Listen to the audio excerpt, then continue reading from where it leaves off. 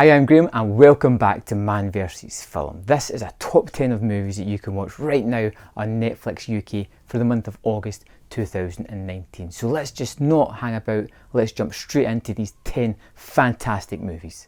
Number 10, Point Blank. After a botched crime, Abe finds himself handcuffed to a hospital bed with the police closing in on his identity. Paul, a nurse in the hospital, finds himself in a tight situation when he is forced to free Abe after his brother kidnaps his pregnant wife. The two men then find themselves on the run from various deadly characters.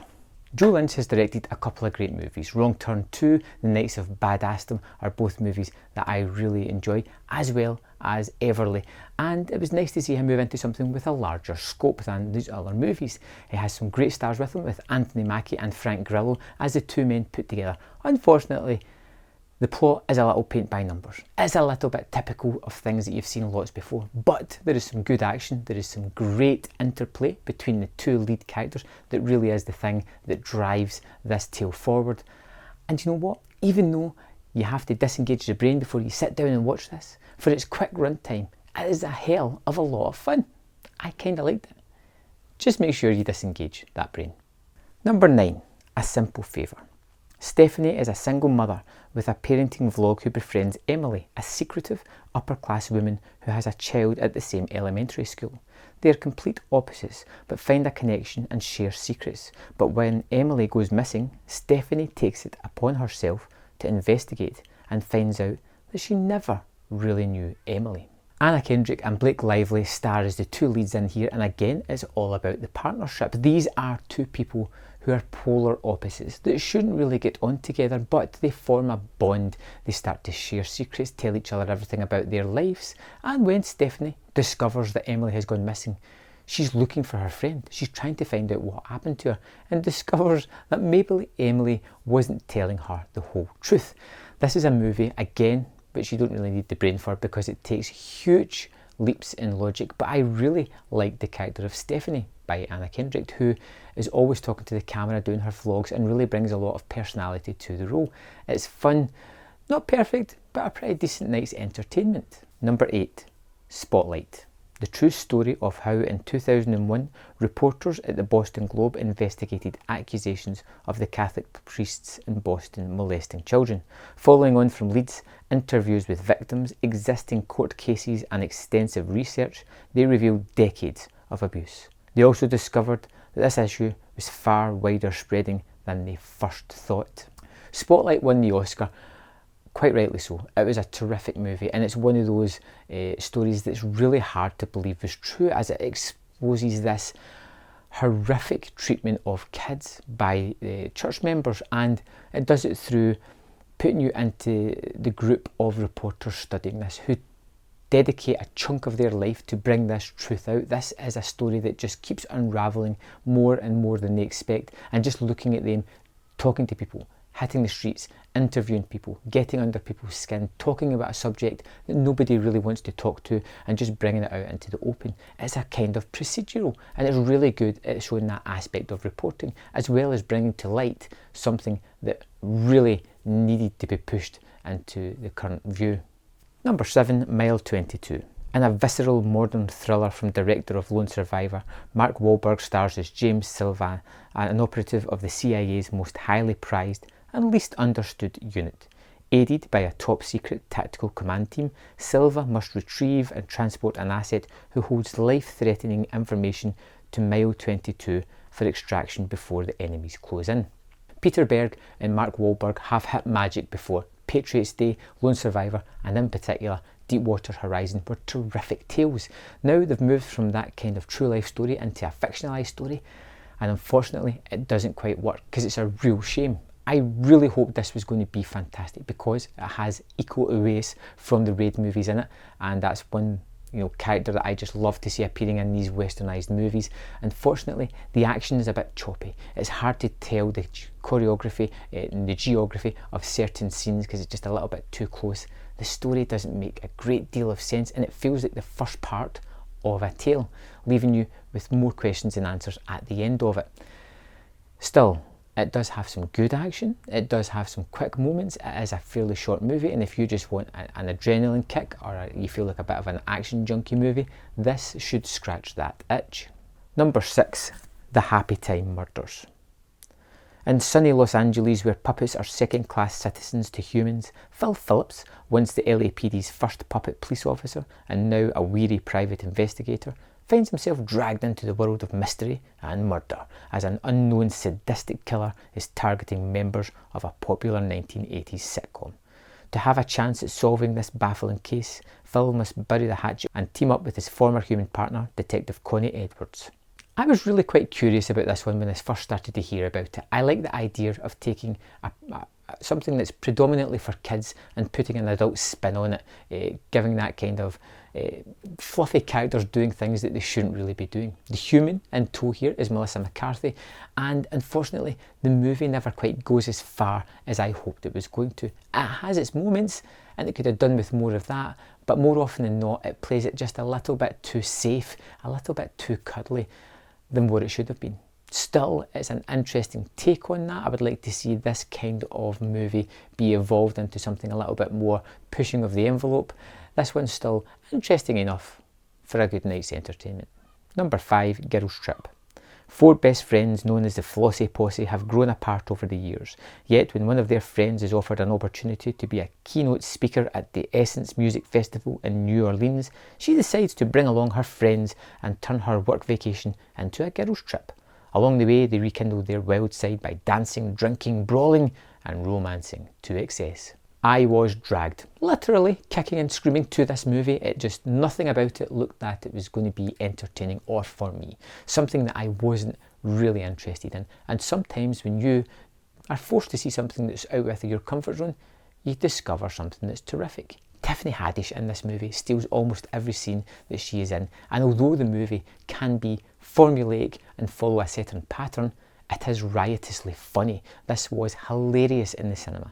Admittedly, I haven't rewatched it since, but at that time I was surprised by how much I was laughing at this, how much I thought the jokes landed repeatedly, and even though it had a sort of weaker plot, I still went with it because the characters were so engaging and fun. Number 4, Atomic Blonde.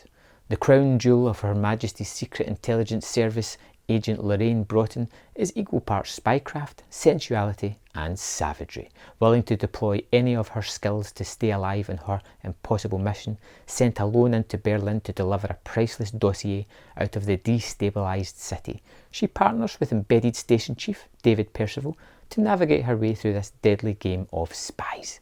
Charlize Theron in what was known as Jane Wick. This is her being all badass. This is covert spy operations with intense action sequences, and it's when these action sequences happen that the movie comes alive. Its downbeat cinematography and kind of muted colours kind of betray the movie a little bit. It is buoyed up, however, with a fantastic 80s score of just classic tune after classic tune that you'd almost forgot about until it hits. The action, like I said, is the standout here. You have James McAvoy, Charlize Theron doing terrific work, but the choreography of the action set pieces are just fantastic, and that's what keeps bringing me back to this movie. Number 3, The Accountant.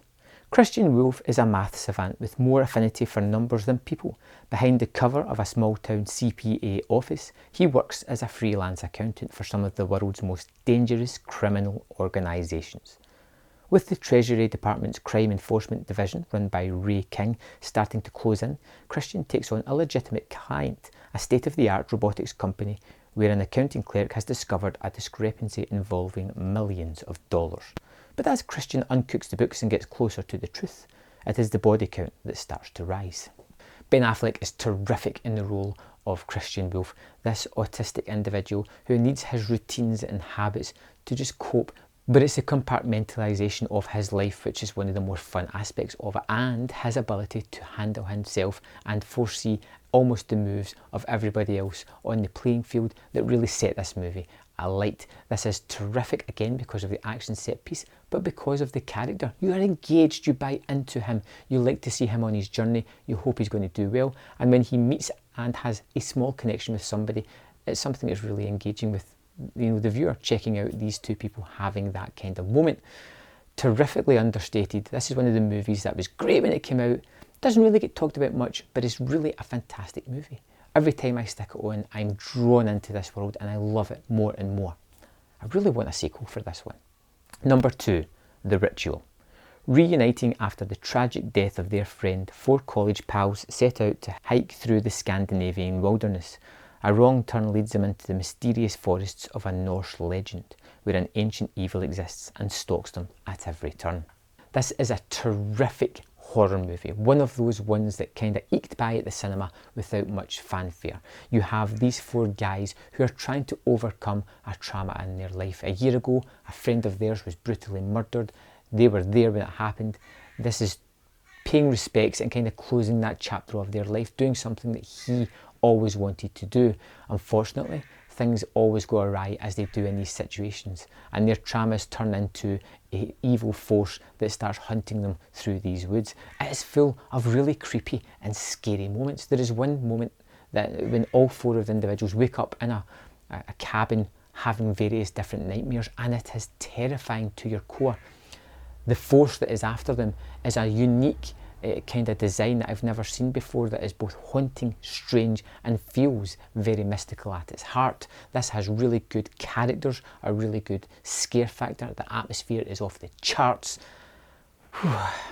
It's a great film. Number 1, In Bruges. The Irish hitmen Ken and Ray are sent by the Londoner mobster Harry Waters to the medieval Belgium city of Bruges at Christmas time after a job goes awry in a London church. Ray bungled it. While Ken enjoys the historic city, Ray feels completely bored and misses his home.